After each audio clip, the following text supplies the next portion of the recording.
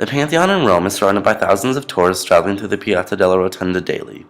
Once surrounded by ancient buildings and larger forum space, the Pantheon today is surrounded by Renaissance and medieval buildings as well as admirers from across the globe.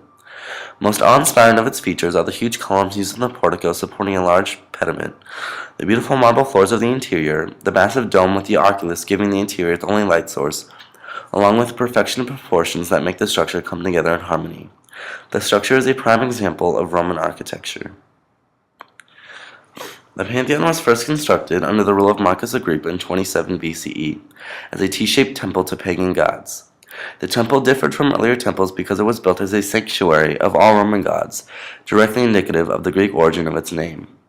It was placed on the rural outskirts of Rome. Almost a century later, it burned down and was later rebuilt by Hadrian in 126 AD.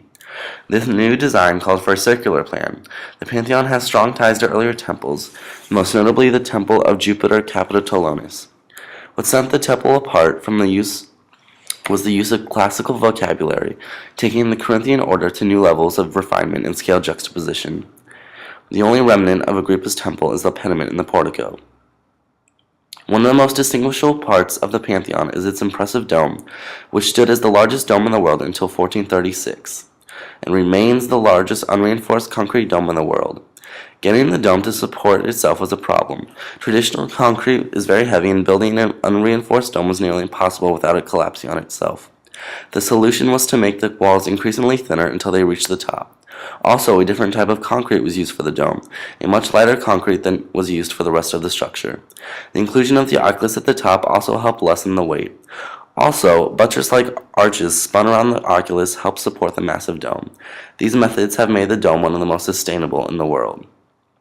The Pantheon has been used as a Roman Catholic church since the 7th century, which has significantly helped it outlast most of its ancient surroundings. During the Renaissance period, and thereon afterwards, the structure was also used as a tomb to great artists such as Raphael, as well as Italian kings. To the millions of visitors, the Pantheon today stands as the reminder of the grandeur of ancient Rome. We constantly speak of architecture as outlasting its surroundings and uses, and the Pantheon proves that buildings can stand the test of time. This sustainable and innovative architecture helped establish the building as a solid and unmoving vision into our ancient past.